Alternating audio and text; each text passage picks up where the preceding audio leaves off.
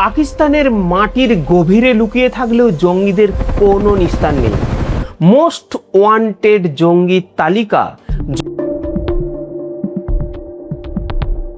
যখন কোনো এক রহস্যময় আননোন গানম্যানের হাতে পৌঁছয়, তখন রাওয়ালপিন্ডি থেকে করাচি পর্যন্ত কাঁপন ধরাতে বাধ্য হয়।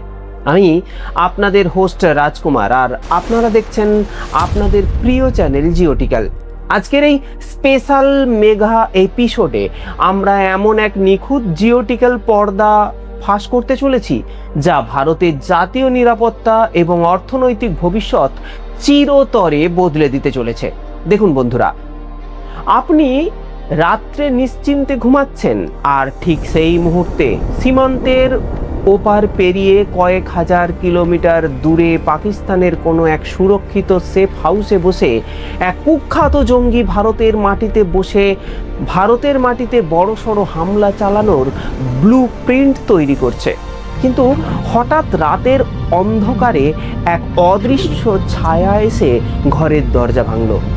কোনো শব্দ হলো না, শুধু সাইলেন্স, পিস্তলের মৃদু আওয়াজ, আর সেই সঙ্গে জঙ্গির খেলা চিরতরে শেষ।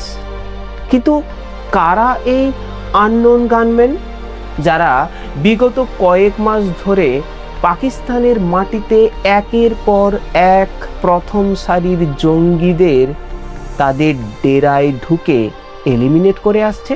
আর সবচেয়ে বড় প্রশ্ন, ভারত সরকার যে সম্প্রতি নতুন করে এক গোপন খসড়া তৈরি করেছে, তার সাথে এই রহস্যময় শিকারীদের কি সম্পর্ক? আজ শুধু কোনো কল্পনা বা জল্পনা নয়, একদম আন্তর্জাতিক দলিলের প্রমাণ সহ আলোচনা করব কিভাবে পাকিস্তানের মাটিতে থাকা ৮০ জন জঙ্গির মৃত্যুর কাউন্টডাউন শুরু করে দিয়েছে কোনো অজানা গানম্যান। এই ভিডিওর শেষ মিনিট পর্যন্ত চোখ রাখুন, কারণ আজ এমন কিছু তথ্য আপনার সামনে আমি নিয়ে আসব যা মূলধারার মিডিয়া আপনার সামনে কখনো আলোচনা করবে না বা দেখাবেও না। বন্ধুরা, আন্তর্জাতিক সংবাদ মাধ্যম এবং পাকিস্তানের খবরের কাগজগুলো এখন একবার যদি দেখবেন যে এটা নিয়ে পুরো তোলপাড় শুরু হয়ে গেছে।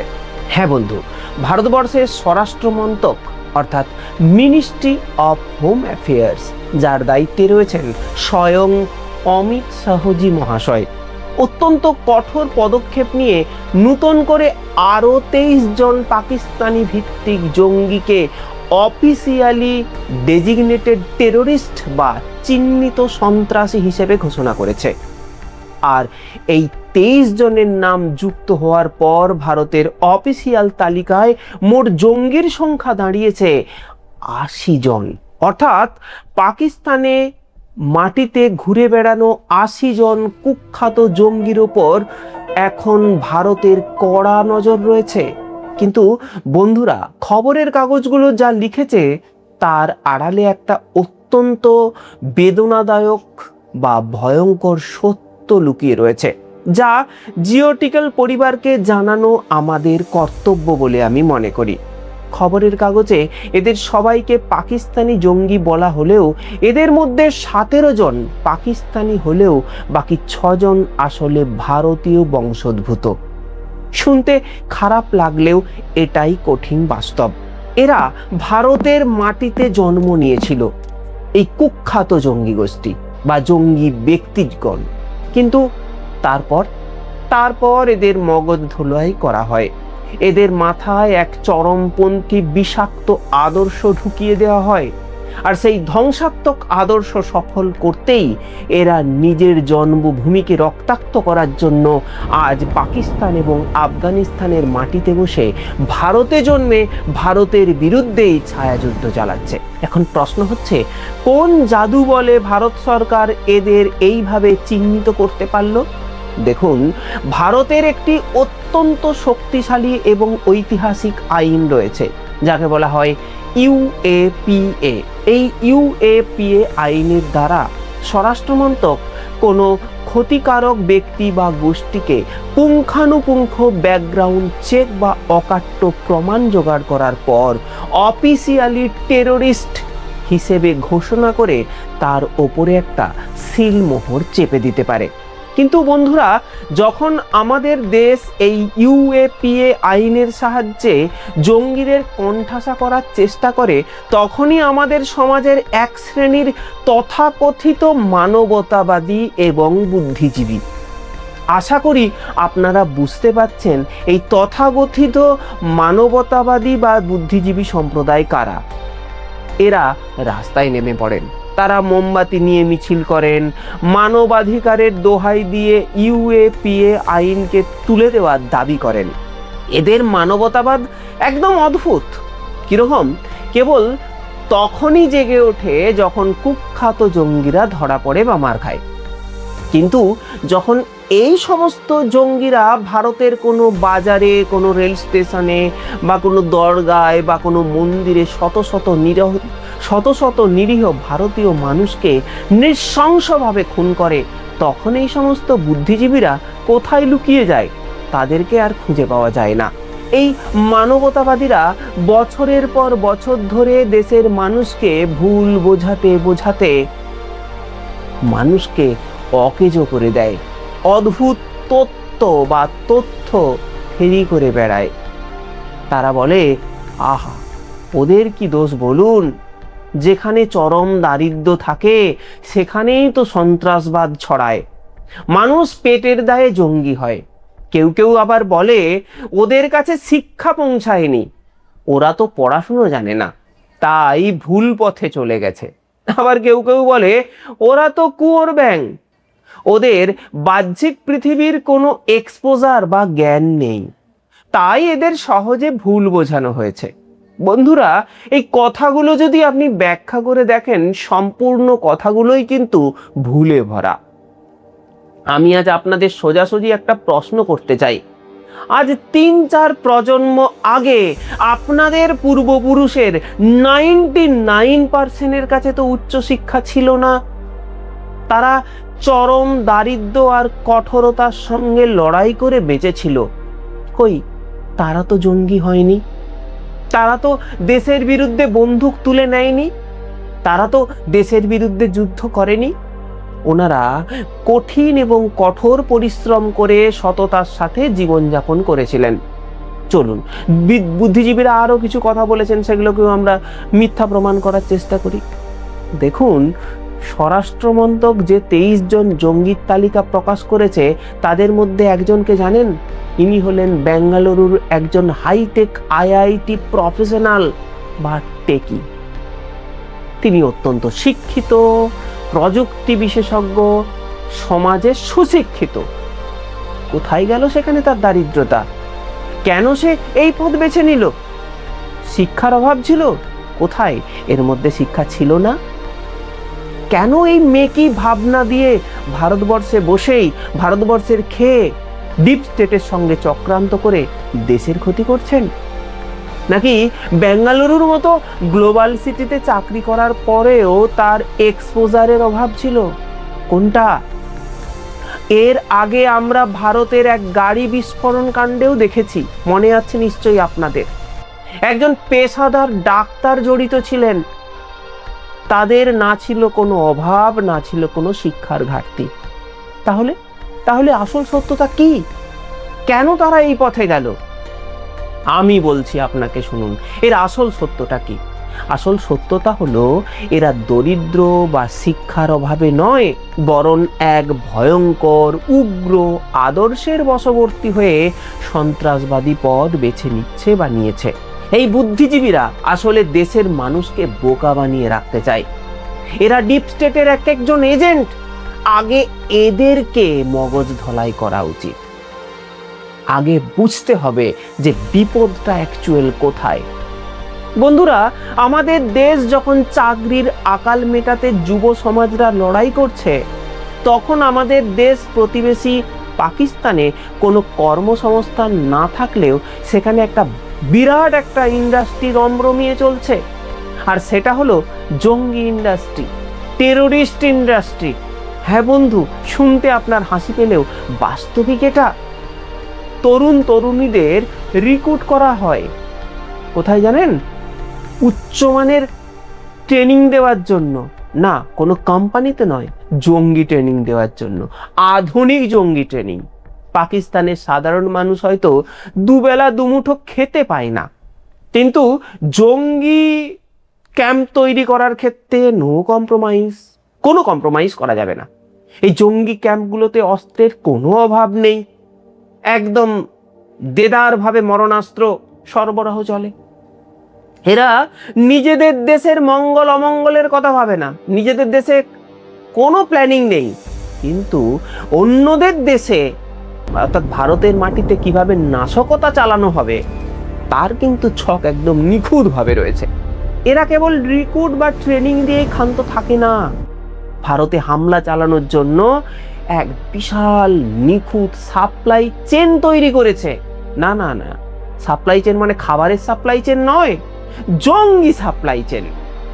সীমান্ত পার করিয়ে জঙ্গিদের কিভাবে ভারতের ভেতরে ঢোকানো হবে, কোথায় গোপন আস্তানা তৈরি হবে, কে গাড়ি দেবে, ভারতের বুকে লুকিয়ে থাকার জন্য কোথা থেকে কোথায় যাবে, কিভাবে জাল আধার কার্ড তৈরি করবে, এ টু জেড ওনাদের কাছে সমস্ত লজিস্টিক থেকে শুরু করে ক্ষেপণাস্ত্র ট্রান্সফার সমস্ত কিছু নিখুঁতভাবে নিয়ন্ত্রণ করে এরা।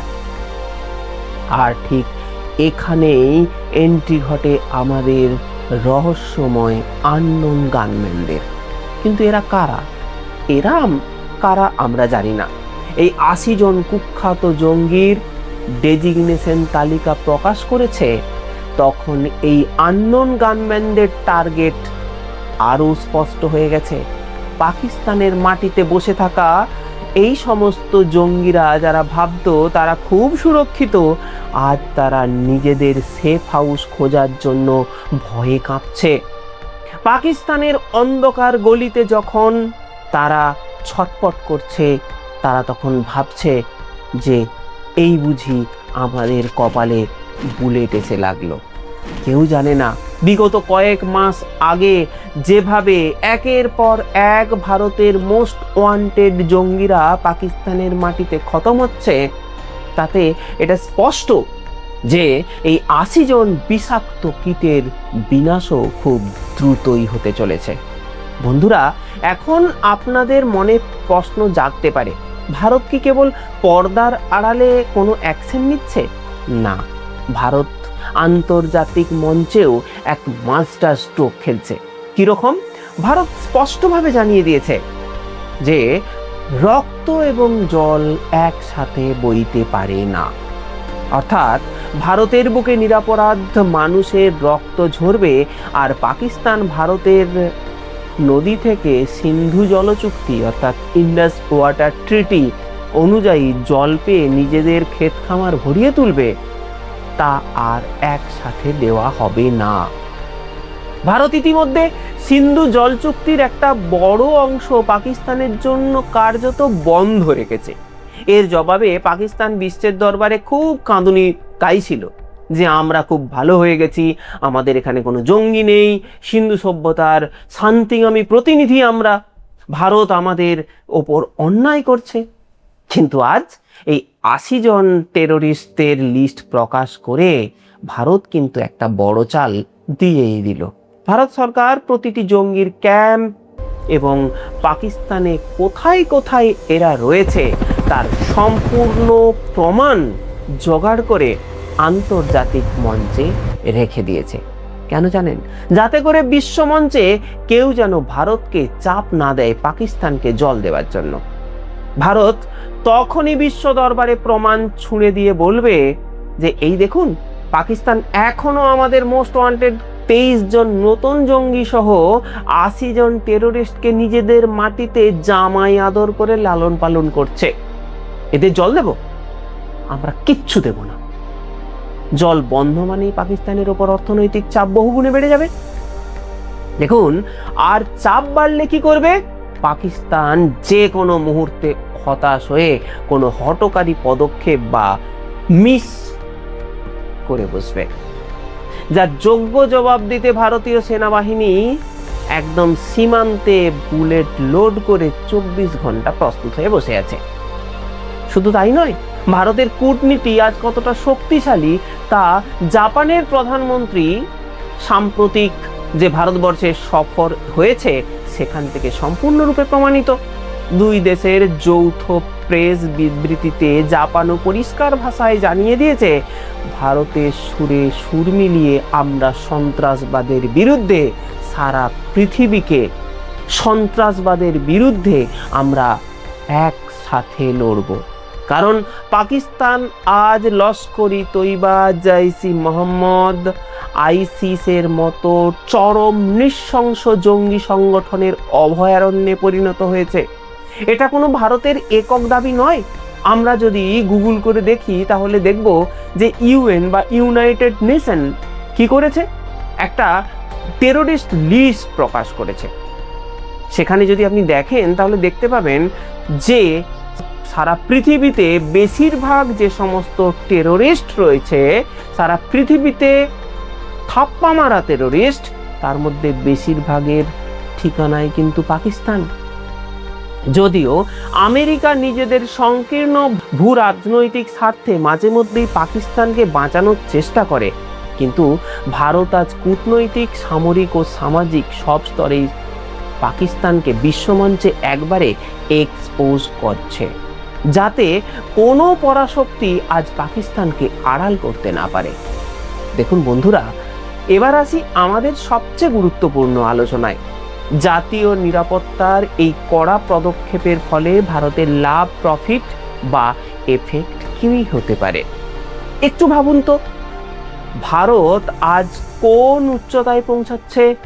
জাস্ট বিগত কয়েকদিন খবরের দিকে যদি আপনি নজর দেন তাহলে দেখতে পাবেন যে ভারতবর্ষের প্রধানমন্ত্রী নরেন্দ্র মোদী গুজরাটের সানন্দে মার্কিন জায়ান্ট মাইক্রন টেকনোলজি এর সেমিকন্ডাক্টর প্ল্যানের ভিত্তিপ্রস্তর স্থাপন করেছেন।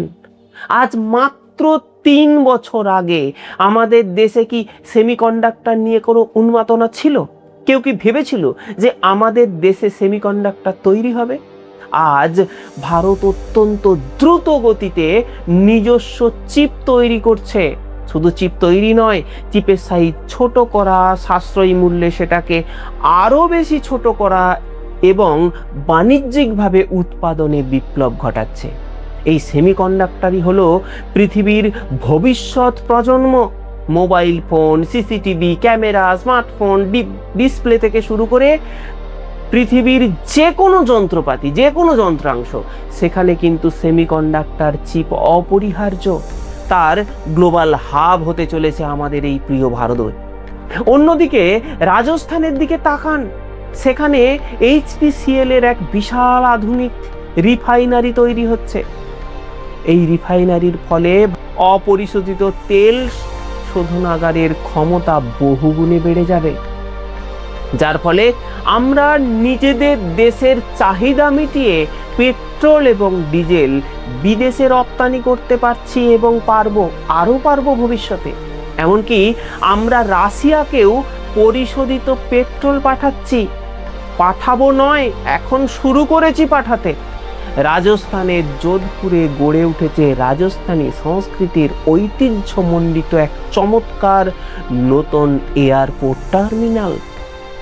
আর গর্বের বিষয় হলো আমাদের পশ্চিমবঙ্গেও পেতে চলেছে এক নতুন এয়ারপোর্ট, যা আমাদের যাতায়াত এবং অর্থনীতিকে বহু গুণে সহজ এবং বুম ঘটাবে। কিন্তু বন্ধুরা, এই সমস্ত প্রগতি আর মেগা প্রজেক্টের পেছনে সবচেয়ে বড় বুনিয়াদটা কি জানেন? সেটা হলো নিরাপত্তা।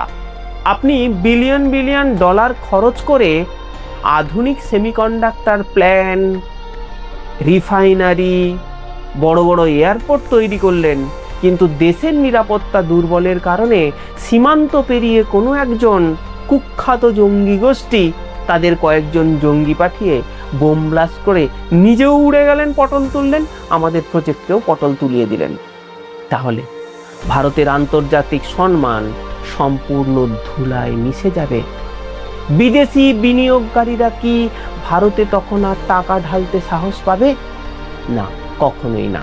তাই এই 80 জন জঙ্গিকে গোড়া থেকে তুলে নির্মূল করা দরকার, আর সেটাই ভারতবর্ষ শুরু করেছে।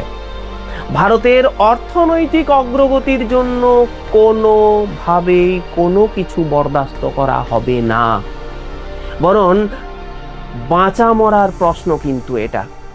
আমাদের দেশকে যদি এগিয়ে নিয়ে যেতে হয়, এই সমস্ত কীটগুলোকে আগে ধ্বংস করে সত্যিকারের শান্তি অর্জন করতে হবে। জঙ্গি দমনে যদি আজ আমরা মানবতাবাদ দেখাতে চাই, তবে কাল আমাদের পুরো মানব সভ্যতায় বিপন্ন হয়ে পড়বে।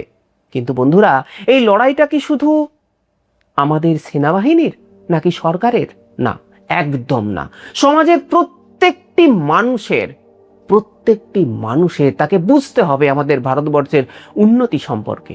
আর না হলে এই ছদ্মবেশী বুদ্ধিজীবীরা যখনই সময় পাবে আর যখনই সুযোগ পাবে, তখনই এই জঙ্গি ধরা পড়লেই সোশ্যাল মিডিয়াতে সহানুভূতির সুরসুরি দিয়ে আমাদেরকে জনমত ঘুরিয়ে দিতে বাধ্য হবে। হ্যাঁ বন্ধু, আমাদের সমাজকে এই বিষাক্ত ন্যারেটিভ থেকে মুক্ত করতে হবে। আর সমাজ বদলানোর দায়িত্ব কোনো রাজনৈতিক দলের নয়, এই দায়িত্ব আমার, এই দায়িত্ব আপনার, এই দায়িত্ব আমাদের প্রত্যেকের। কোনো রং নয়, কোনো কালার নয়, কোনো জাতি নয়, শুধুমাত্র ভারতীয়দের। যখনই কোনো চায়ের দোকানে, ট্রেনের কামরায়, অফিসে, লঞ্চে এই মেকি বুদ্ধিজীবীগণ এসে ইউএপিএ আইনের বিরোধিতা করবে, তখন আপনি কিন্তু চুপ করে থাকবেন না। এই আপনার চুপ করে থাকাই কিন্তু এদের বুককে আরো বেশি ফুলিয়ে দেয়। তখন আপনি বুক ফুলিয়ে চোখে চোখ রেখে বলুন, ইউএপিএ বিল হলো আমাদের সীমান্তের ওপরে ওই সমস্ত জঙ্গিদেরকে মেরে ফেলার বিল, এই সমস্ত কীটকে ধ্বংস করার বিল, আর লাখ লাখ যুবককে বাঁচানোর বিল, আমাদের দেশের প্রত্যেকটি জনসাধারণের নিরাপত্তার বিল। তাই জিওপটিক্যাল পরিবারের প্রতিটি সদস্যের কাছে আমার বিনীত অনুরোধ, দেশের সুরক্ষার স্বার্থে, আপনার পরবর্তী প্রজন্মকে নিরাপদ করার স্বার্থে, ভবিষ্যতের স্বার্থে এই ভিডিওটি অন্তত 5 জন মানুষকে শেয়ার করুন। জানুন অ্যাকচুয়াল আমাদের দেশের বাইরে বসে থাকা সেই সমস্ত মানুষদের যারা প্রতিনিয়ত আমাদের দেশকে ধ্বংস করার পরিকল্পনা করছে। আমাদের দেশের ঢালকে বাঁচান, নাশ করুন এই সমস্ত জঙ্গি গোষ্ঠীকে। তাহলেই বিশ্ব দরবারে অটোমেটিক্যালি আমাদের ভারতবর্ষ এক মহান জায়গায় পৌঁছে যাবে। আজ এই পর্যন্তই। যদি ভিডিওটি ভালো লেগে থাকে তাহলে লাইক করবেন, ফলো করবেন এই ধরনের নতুন ভিডিও আগে পাওয়ার জন্য। আজ এই পর্যন্তই। ভালো থাকবেন, ভালো রাখবেন। ধন্যবাদ। জয় হিন্দ, বন্দে মাতরম।